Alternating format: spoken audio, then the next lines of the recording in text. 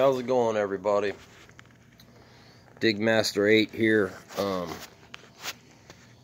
My friends, some of my friends, and mostly a lot of my neighbors, because I'm on a neighborhood app and I post a lot of my finds.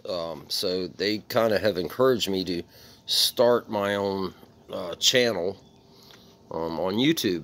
So here I am, and it's kind of rainy and wet here today in Virginia. And the old Digmaster is not digging it, so I'm not out there today. Some days I'm out there. I've been through some slushy mushy like a lot of you guys, a lot of the old pros have been. And I've been at it for about 8 years, and maybe 9. Anyway, I also detected as a kid too, and bottle dug and whatnot. So I have posted one short bottle dig video from a couple days ago on my first thing last night. First thing I've posted on this channel.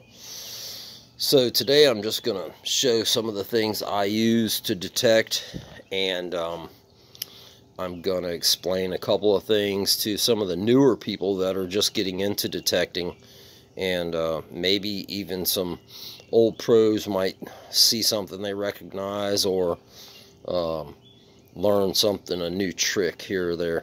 Anyway, so I drink iced tea, by the way. I love iced tea. Good gosh. I mean, it's freezing here right now, and I love it. You can't beat that. And my wife can make some mean iced tea, fellas. Maybe I'll send you a sample one day. Alright. So anyway, the first detector I had, I still have, and I loves it. It's an old detector. It doesn't have all the bells and whistles that the newer ones do, and I mean, you can't even really ground balance this thing, but it doesn't need it.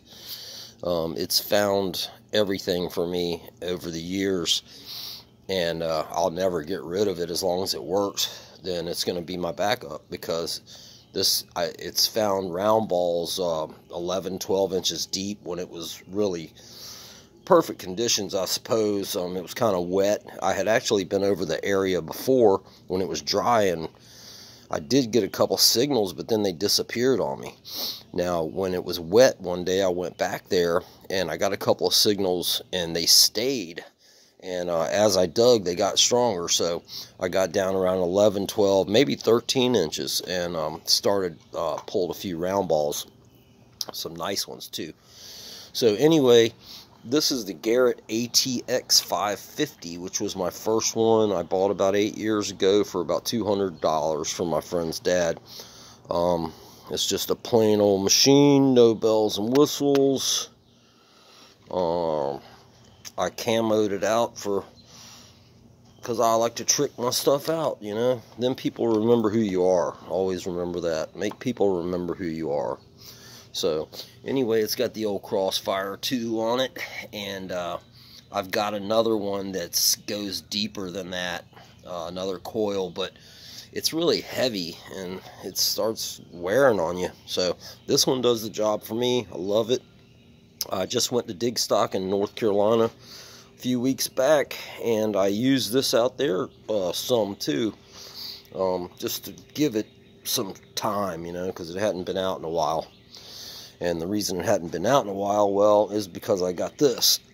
Now, this is the AT Max, Garrett AT Max. Mine is tricked out, of course, like I do everything. That way no one can say, hey, that's my Garrett AT Max. Oh, no, it isn't, because mine is mine, buddy. So it meets me, you know what I'm saying? So I like to dress up my things and make them look nice and fit my crazy style.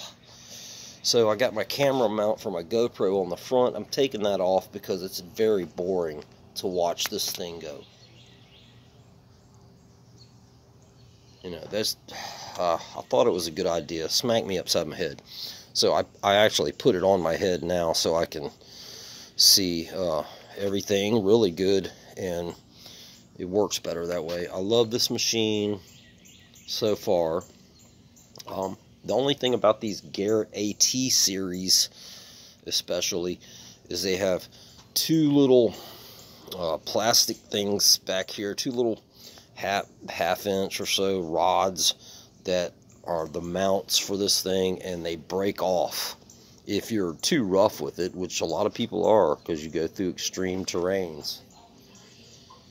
And so what I did with it is not anything I invented, something I saw, and I put these electrical pipe clamps on the back of it.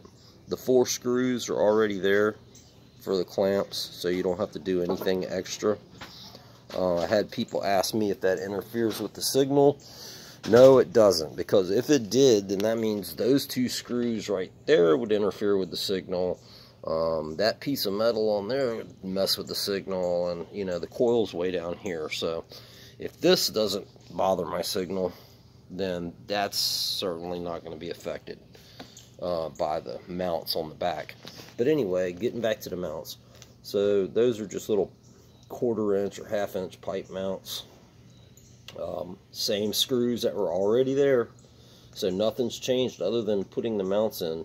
And I've had no problem with waterproof, and I've had no problem with any signal interference from that either. So that kind of answers that question, because I know some people were concerned about that, and they were talking about they could get plastic pipe clamps or whatever.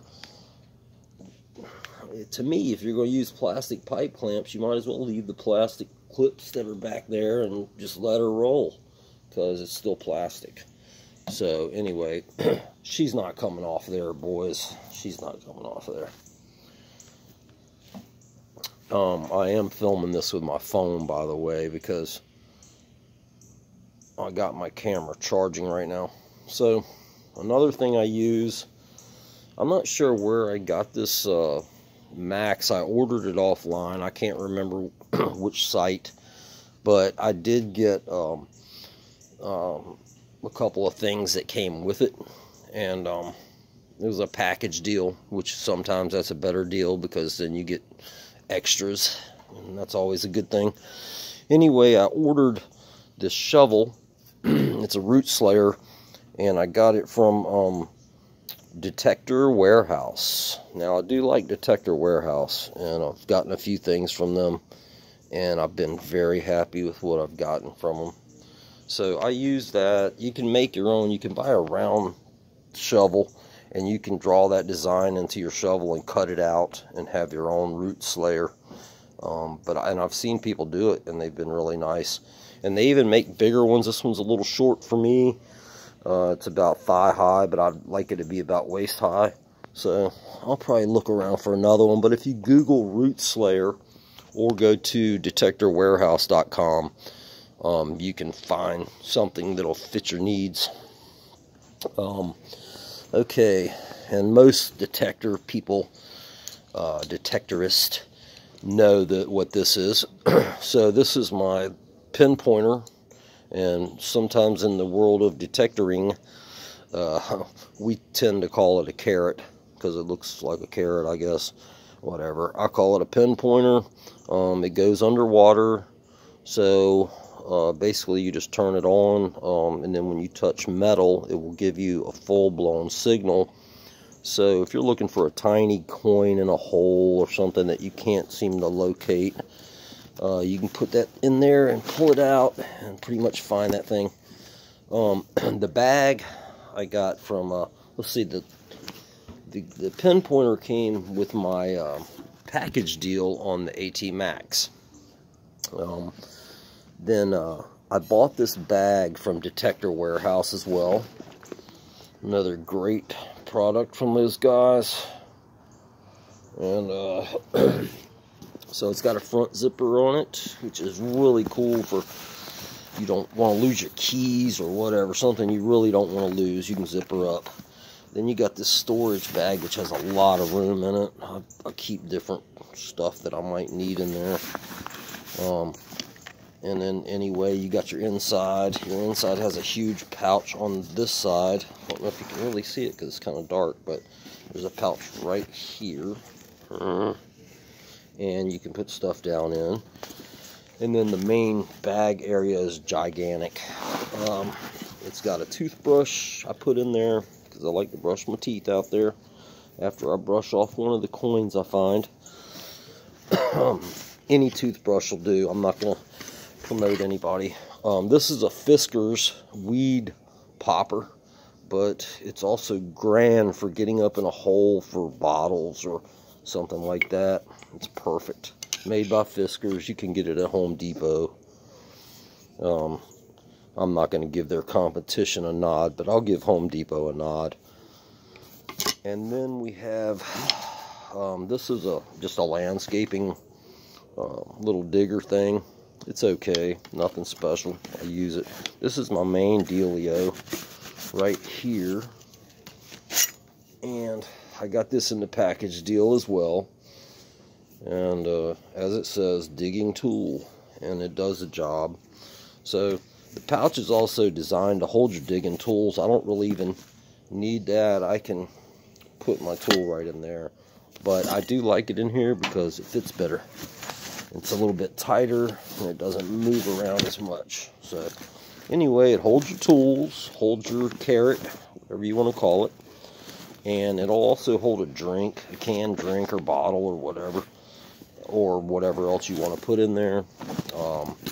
This is a tactical belt that doesn't come with the bag, but my wife ordered that for me. It snaps together and snaps apart very easily, and it's heavy duty too, man. Nice, super nice buckle on this bad boy.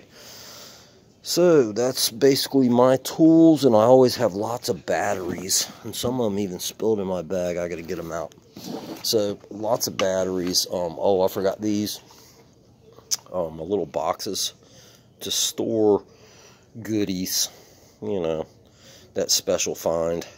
I just bought these today, as a matter of fact, because my other ones are just ragged out. So it's time for some new stuff. And matter of fact, see my little pouch on the side right there? Look at that. There she goes, right down in there.